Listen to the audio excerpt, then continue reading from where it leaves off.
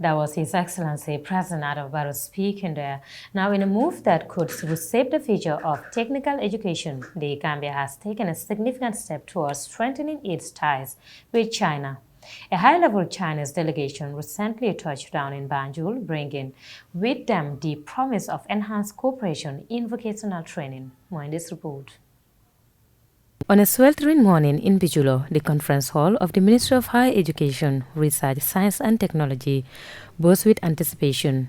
The occasion, a meeting that could potentially transform the landscape of technical and vocational education in the Gambia. Mr. Wang Weiping, a senior member of the Chinese Communist Party, led a delegation to meet the Gambian officials. The centerpiece of their discussion was a draft memorandum of understanding aimed at boosting technical and vocational education and training in this small West African nation. Professor Per Gomez, the Gambia's Minister of Higher Education, didn't mince words about the significance of this partnership. The ceremony is a clear indication of the readiness of the two countries to work hand in glove to promote technical and vocational education training and to give an alternative to the youths of this country, so that at the end of the day, we have a highly skilled citizenry. And this will be anchored, obviously, on education and also in fulfillment of the Chinese proverb that instead of helping somebody to eat by giving him fish all the time, so teach him how to fish. Then you liberate that individual. Then now that person will be autonomous. Then that person will have that independence, that possibility to take charge of his destiny.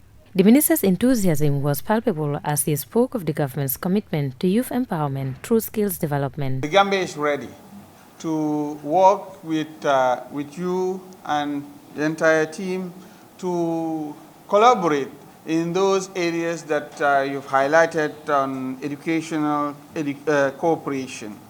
And therefore, that will help us really go further to have more memoranda of understanding on the promotion of TVET, as you highlighted, and also come up with the Gambia-Guanchi Alliance that is geared towards the promotion and development of TVET education in the Gambia.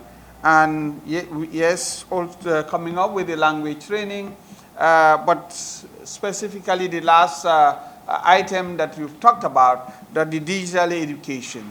This is the new norm.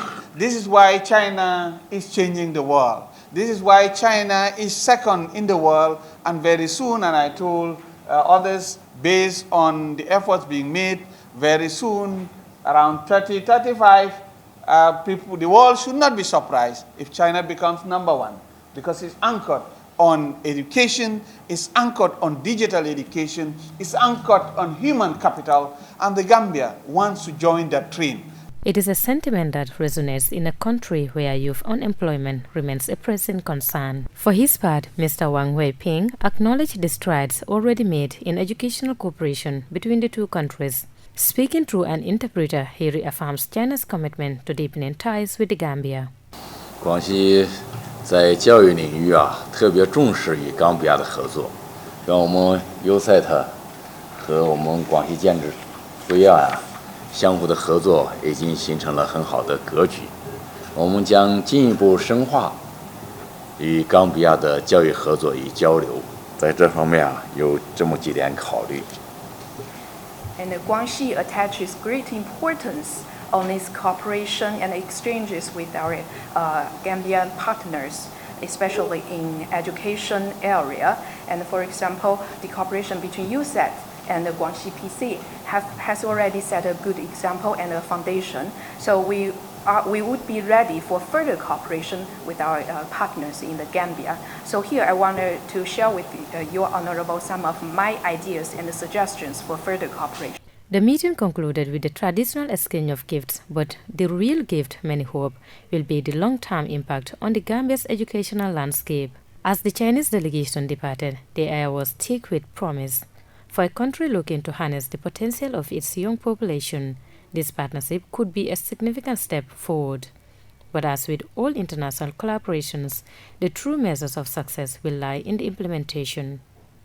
Mariama Dem, reporting for Star TV News.